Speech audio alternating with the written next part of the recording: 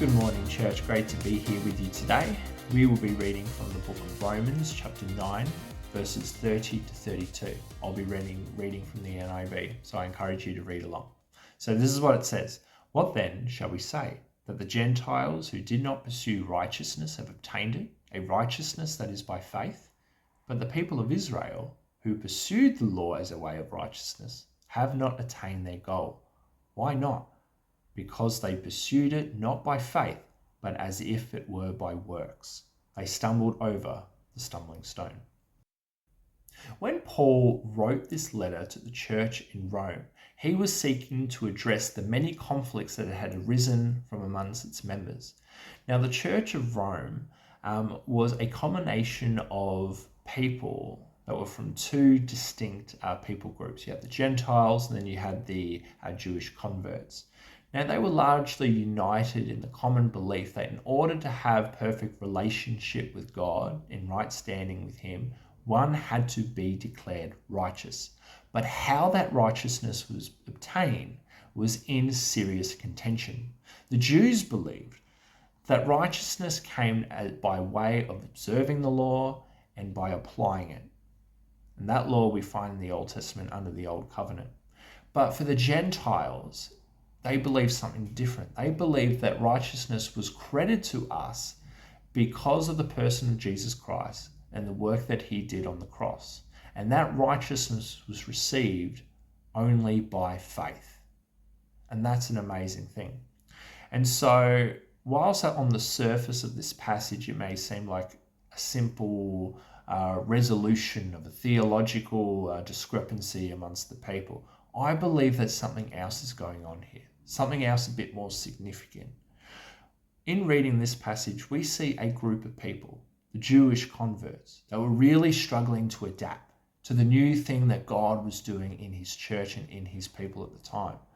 See, the Jewish people, you have to appreciate that they had a long history with the Lord that predated the death and resurrection of Jesus Christ, that was undertaken under what we call the Old Covenant.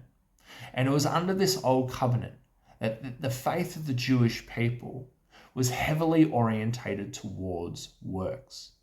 So this new thing that God was doing in transitioning from a works-based system to a faith-based system was something that was hard for the Jewish people to grapple with.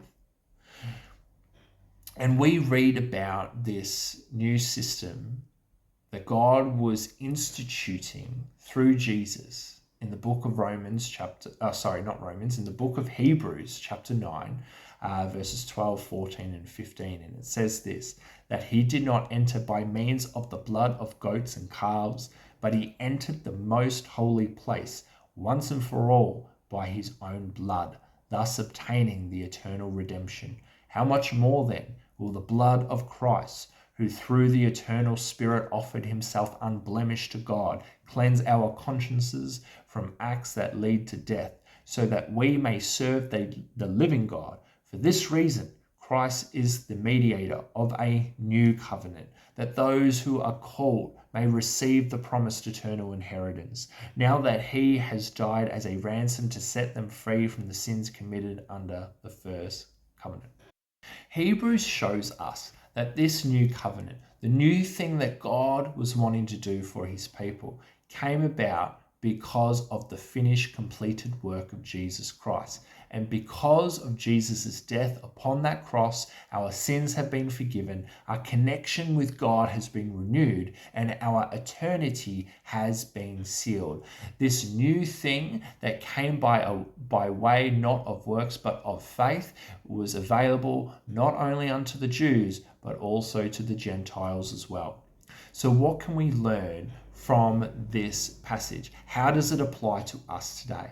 Well, I believe wholeheartedly that just as God was doing a new thing in the Church of Rome, and by extension all the other churches, God is wanting to do something new in His church today. He is wanting to do something new in His people. He's wanting to do something new in your life.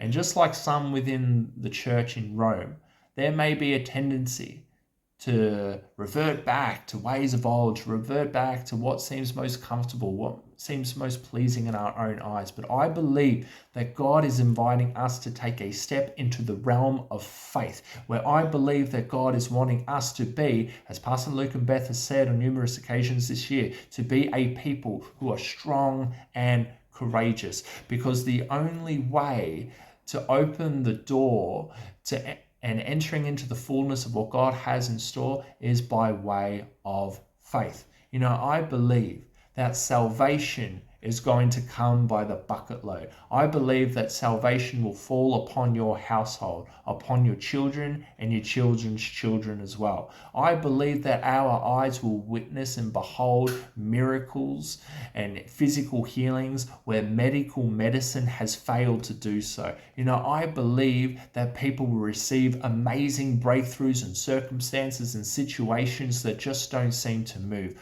I believe that God will provide for his people, that he will prove himself to be Jehovah Jireh for people that are going through hard times, who are in financial stress, who are in need of, a variety of different things. He will open the door and he will let you in.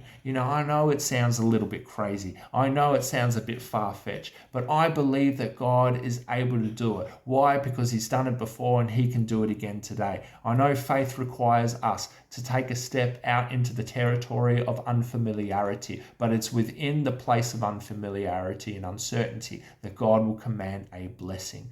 And so this is where I believe that God is putting his finger on the pulse, where he is asking you today the question, where is your faith? Do you believe that I can bring about the healing? Do you believe I can bring about that salvation? Do you believe I can bring about that breakthrough, that provision that you have been seeking after for so long? God sees your prayers. He sees that hunger in you, but he's asking you to go that next step in faith, that next step, whatever that looks like. And so this is the challenge for us today. Where is your faith? God is looking for a people of faith, because faith signals his hand at work.